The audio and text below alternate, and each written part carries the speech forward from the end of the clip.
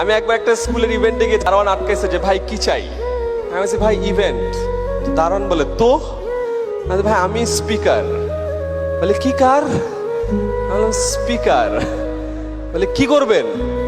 কথা বলবো। বলে কি কথা বলবেন? ভাই অনেক কথা বলবো, আপনারে কেমনে বলবো?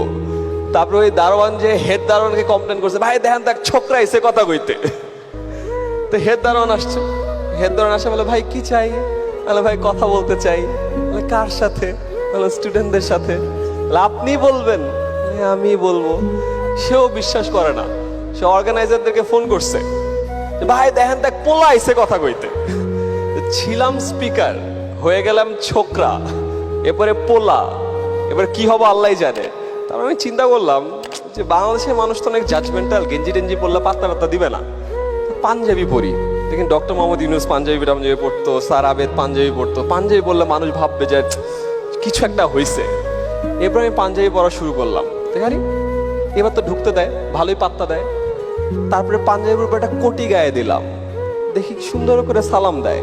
আমি সারি নাইস, ব্যাপারটা তো বুঝে গেছি। বাট স্কুল ইভেন্ট পর্যন্ত এইটুকু ঠিক ছিল।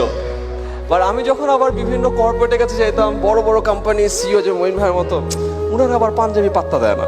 কি করা যায়? আমি দেখলাম যখন কি পরে, আচ্ছা প্যান্ট একটা ব্লেজার পরে, শু পরে। আমি কয়েকটা ব্লেজার কিনছি, এইবার কয়েক হাজার টাকা দিয়ে 3-4টা ব্লেজার কিনছি। এখন আমরা দেখবেন যে পুরো শীতকালে এক এক দিন এক একটা ব্লেজার পরে যাচ্ছি, এগেন পাত্তা পাওয়ার জন্য। গেঞ্জি।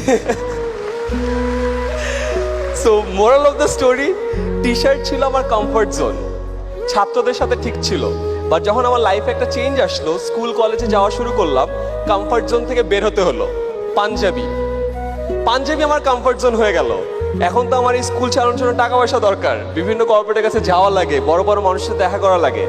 এইখানে আবার হচ্ছে না, আবার আমার কমফর্ট জোন থেকে বের হতে হলো। এখন আসছে স্যুট। এরপরে কি হয়েছে আমি জানি না, এরপর আলখাল্লা বা কিছু